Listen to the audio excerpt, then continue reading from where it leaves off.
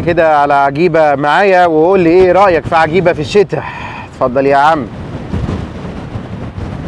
الجو النهارده فيه هوا شوية بس المية بيضة ومغسولة ما اقولكش اهي، وعلشان كده انا قررت انزل تحت ونوصل لحد قلب الشاطئ. يلا بينا. صباحكم سعيد. النهارده نروح نزوركم عجيبة في الشتاء. يلا بينا نروح نشوف شكلها ايه، نشوف المية البيضة اللي هناك بتعمل ايه دلوقتي. يلا بينا بقى كده مدخل عجيبة. يلا بينا. حلاوة يا ولا، يا حلاوة يا ولا. الحتة دي هو ده الكلام الله على عجيبة. الله الله. يلا بينا على عجيبة يا ولاد. كده على عجيبة معايا وقول لي ايه رأيك في عجيبة في الشتاء. اتفضل يا عم. الجو النهارده فيه هوا شويه بس الميه بيضه ومغسوله ما اقولكش اهي، وعلشان كده انا قررت انزل تحت ونوصل لحد قلب الشاطئ. يلا بينا. دي بقى من اهم الاماكن المميزه هنا في مطروح اللي انت لما تيجي لازم تعدي عليها، لان المصيف بتاعك جيت وعشت حياتك وبلبطت، ما جيتش هنا في عجيبه وشفت المنظر ده كمان دخلت الحته اللي هنخشها كمان شويه دي، يبقى فاتك كتير جدا. نقدر نقول ان عجيبه 30% من المصيف بتاعك داخل محافظه مطروح. حلاوه يا ولا. يلا بينا. عجيبه فيها سلم طويل شويه بس كل ما بتقرب للطبيعه كل ما تبقى احلى واحلى كمان، وده السلم بتاعها مرتاح جدا جدا جدا. يلا بينا لحد ما نوصل لحد اقرب نقطه للشاطئ. لما كل ما نقرب شويه نلاقي شاطئ من ضمن شواطئ الجنه، واللي تعبير لما بيتقال مش مجرد بيبقى مدح او وصف، لا دي حاجة حقيقية. المكان ده يعني لو بينقوا اماكن يختاروها للجنة الشاطئ ده هيتاخد من ضمنهم يعني، او ممكن يكوموها في هذا المكان يعني. بص بقى كده معايا، ادي الشط وادي المية البيضة الكريستال. المية البيضة اللي ايه يا ولاد؟ الكريستال الفيروز النقية اهي. واللي هو بس مش مجرد عشان انت بتيجي في الصيف بتلاقيها كده، يعني انت ما بتجيش في الصيف بتلاقيها متعكرة ولا لا، هي كده وهتفضل كده، وان شاء الله هنفضل محافظين عليها كده، وان شاء الله في المستقبل تبقى احلى واحلى من كده اهي. حلاوة يا ولا. تعال بقى افرجك على شوية حاجات غريبة وعجيبة في عجيبة. ان انت ممكن تمشي اقصى اليمين هناك هتلاقي بعض الكهوف حلوة، وبالطبيعة اغلب الناس بتمشي اقصى اليسار، فانا تعالى امشيكوا اقصى اليسار ان ده الاسهل بالنسبة لكم. يلا بينا. ادي الجزء الصخري اللي موجود في عجيبة، واللي يمتاز لون الجبل هنا بلون الذهب شوية، تحس ان هي سبايك ذهب مرصوصة فوق بعضها، معمولة بشكل جميل جدا. ياما اتكلمنا عنها كتير ولسه هيتقال في حقها كلام كتير تاني اكتر. طبيعة خلابة مش هتلاقيها في اي حتة تانية لا فيها اعشاب ولا شجر ولا اي حاجة توسخها خالص، ولا اي حاجة تحجب رؤيتها وتضايقك خالص. في بقى جزء لاجون جوه، او مش لاجون، حته كده تحس ان هي كهف غريب وعجيب، هنخش فيه ونقعد جواه ونصوره لكم كمان. يلا بينا. قلت لك نسبه كبيره من مصيفك بتقف على انك تزور المكان ده، يا كمان يساعدك هناك لما تيجي مثلا في شهر 6 وتلاقيه فاضي، وتسمح لك الظروف ان انت تبقى عايم كمان في المكان ده، تجرب بقى تعوم مع الطبيعه الحلوه والميه النقيه اللي هي انقى كمان من الميه المعدنيه. حلاوه يا ولد. المكان اللي قدامكم ده واجهه سينمائيه عظيمه، واجهه سينمائيه عظيمه زي ما انتم شايفين كده اهي. عايز اقول لك ان ضي الشمس نازل هناك مدي اللون اللي انت شايفه في قلب الجبل ده اهو. طبعا واضح وصريح،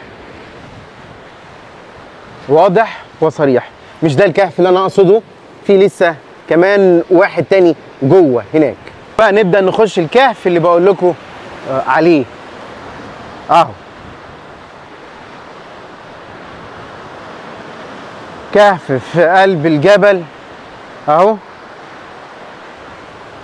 وفي وشك البحر. انا عايز اقول لكم في ايام زي كده بيبقى الموج مش عالي، بيبقى معظم الصخور باينه قصادك، بنجيب جزمه بحر ونعوم هنا. ولكن انا هفضل اقول لك وطول عمري اقول لك ممنوع منعا باتا العوم في هذه الاماكن، لان الصخور بتاعتها غشيمه مش بمعنى اي كلام. بص كده الصخره اللي هناك دي اي خبطه فيها هتجيب اجلك. مش بس كده، الجزء اللي هناك ده جزء الصخور اللي فيه برضو اهو، في النهارده عشان ما فيش نوى ولا اي حاجه هتلاقيها ظاهره قدامك، سنون مدببه ممنوع منعا باتا العوم فيها نهائيا. وادي طبيعه، وادي الجبل، وادي كل حاجه ممكن تعجبك في المكان ده. حلو، حلاوه يا ولد. اتفضل يا عم، شوف الميه منوره ازاي عشان تبقى الجوله كامله. هوديك كمان المكان اللي هناك ده، وبعد كده اروح اختم لك الفيديو من هناك تاني. يلا بينا. المكان هنا زي ما انتم شايفينه طبعا الميه البيضاء عجيبه، وده الجزء اللي ناحيه اليسار. في ناس كتيره جدا بتيجي تكتب اساميها هنا، ده بتيجي تنحتوا على الصخور اللي موجوده هنا. طبعا نفس الكلام في الصخور الذهبي اللي موجوده في الجزء اللي هناك، عجيبه كلها حته واحده، ولكن كل مكان ليه تشكيله معينه. زي ما قلت لكم العجيبه دي لو موجوده في تايلاند وهي ليها طريق من عن طريق البر، لا هيجيبونا عن طريق جتات في الميه ويدخلونا الاماكن دي ويوقفونا هنا، وتنزل ناس تتصور وبعد كده تروح تاني. يعني انا شايف ان المكان ده من الطبيعه معمول، لو اتظبط واتهيأ هيبقى مرسى يخوت محترم قوي في الحته دي. تيجي بيخوت تنزل الناس هنا والناس تتصور وترجع تاني، هتبقى رحله يوم كامل، طبعا الكهوف اللي موجوده هنا زي ما انتم شايفينها كده اهي،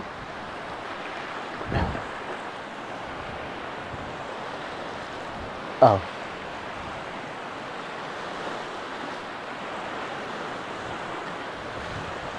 كامله. يعني المكان ده انا بالنسبه لي حاجتين، يعني باين قوي مرسى يخوت، بسين يتعمل في المنطقه دي.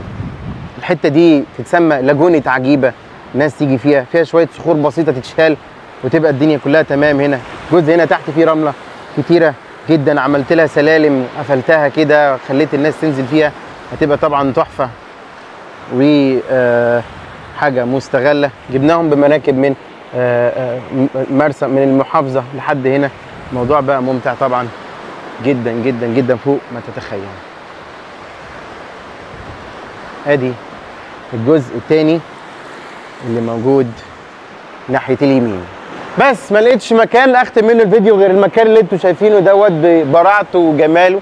ودايما بنقول وهنفضل نقول انت كزائر او كمصيف او كواحد من عشاق مطروح ما تعرفش غير 20% من المعالم السياحيه داخل محافظه مطروح. بالكاد اغلب الناس تعرف عجيبه، لكن في اماكن تانية زي ابو لهو، وادي حارس، وادي القصابه، اماكن كتيره جدا داخل المحافظه احنا بنبدا نعرفها لك، وهتلاقي لينكات ليها في الفيديو دوت. مطروح مش بس عجيبه والغرام والابيض والحاجات دي كلها، لا فيها اكتر من مكان تقدر تيجي تزوره وتلف فيه وتتفرج عليه. فيها اماكن من خير الطبيعه كتيره جدا. اي نعم عندنا الطبيعه بتاعتنا غير مستغله بشكل كبير، ولكن تقدر انت بنفسك تبسط نفسك او تمتع نفسك بجمال الطبيعه اللي موجود دوت، لحد ما ربنا ان شاء الله في المستقبل يكرمنا بحد يقدر يستفيد من كل الثروات اللي موجوده هنا ويعمل لنا منها مزارات سياحيه او انشطه تقدر الناس حتى تيجي تزورها من البحر، زي ما كان حاصل في تايلاند. بيجيبونا مكان زي كده عن طريق البحر عشان تعيش كل النشاطات والاكتيفيتي اللي موجوده في البلد وتلمس الطبيعه بايديك. اشكركم جدا، مستنيكم في صيف 2024 داخل محافظه مطروح. معاكم موندي مطروح، مع السلامه.